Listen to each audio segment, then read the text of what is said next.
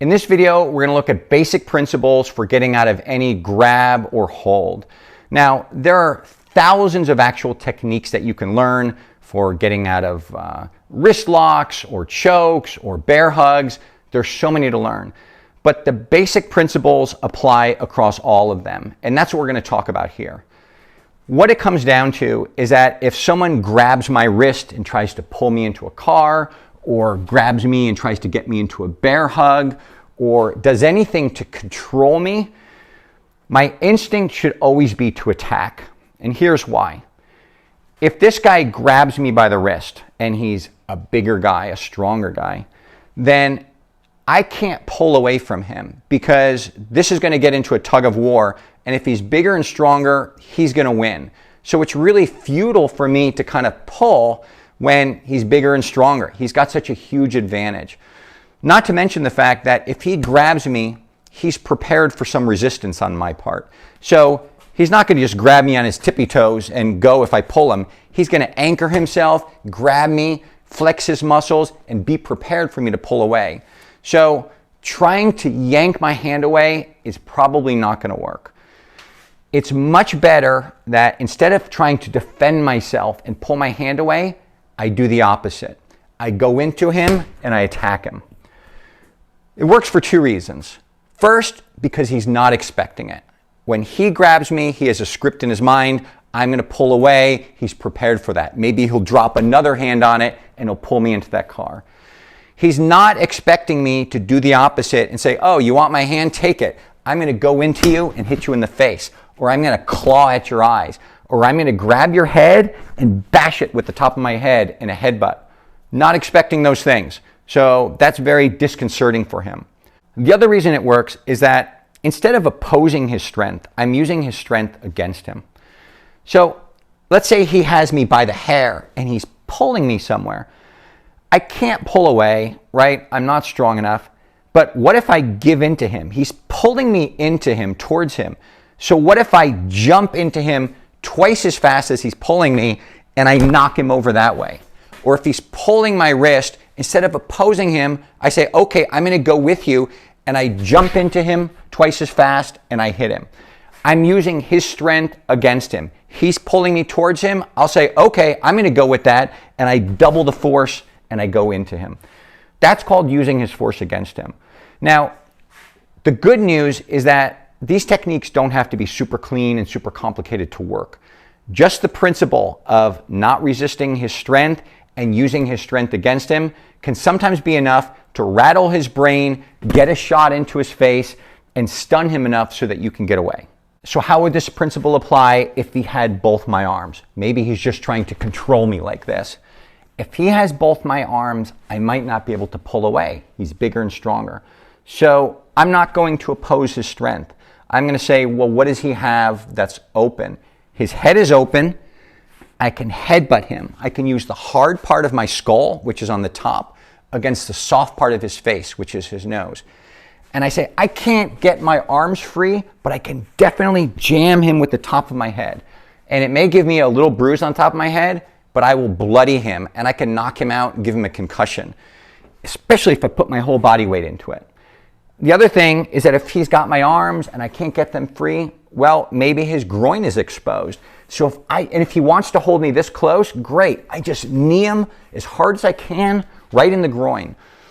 And in fact, in a lot of self-defense training, they teach you that if the guy grabs you, grab him back and actually pull him into you. Say, okay, if you want to be that close to me, I'm going to use that leverage. I'm going to grab you and I'm going to pull you into my knee. Because if I were just sitting here and I kneed him, that might have some power. But if I actually pulled him into my knee at the same time I was delivering it, it would hurt him twice as much. So again, it's not opposing his strength. If there's some way I can get loose, that can be fine. But generally speaking, against a bigger, larger attacker, it's going to be difficult to pry loose. So instead of defending and trying to get my hand away or trying to wiggle free, it's better to attack. Immediately attack his vulnerable areas. It could be his face, it could be his groin, and it doesn't have to be perfect, right? In self-defense, there's no right or wrong answers as long as it works. So if he grabs me and I just start swinging and hitting him with the palms of my hand, that might be enough. If it's more like a cat and I claw at his eyes, that might be enough. If I swing and whack him in the side of the head, that could bust his eardrum. You never know when you're going to get in a good shot or a lucky shot. You just want to be aggressive and you want to be decisive and you want to go right at him immediately. Because in his mind, he's got a script. I grab this person, I'm bigger than they are, they're going to do what I say, they're going to comply. So if you immediately go off script and hit him as hard as you can with a couple of blows, you can get away.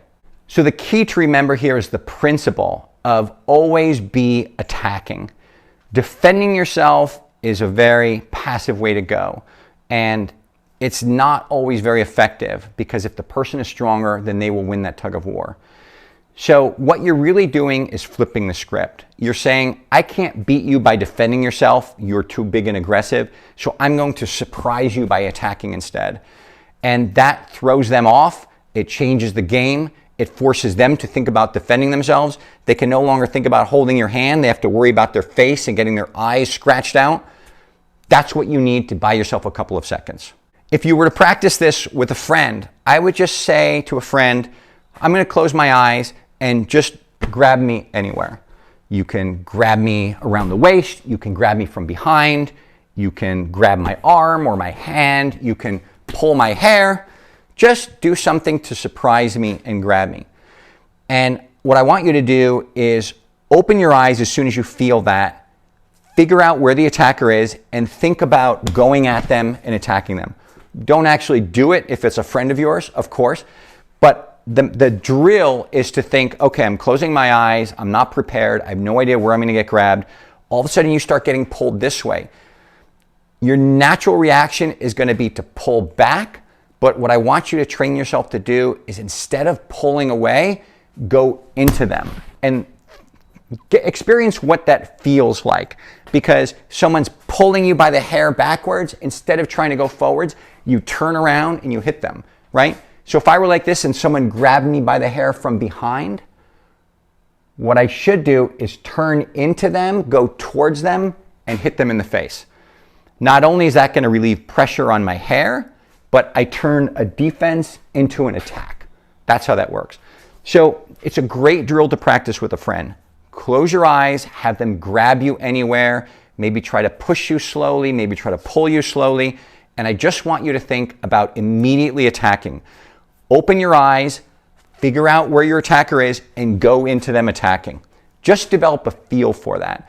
That principle will apply across thousands of different techniques that you can learn in self-defense. And in future months, we'll go over some of those techniques in detail. But the more you can condition yourself to attack rather than defend, the better chance you'll have of getting away from any type of situation like that.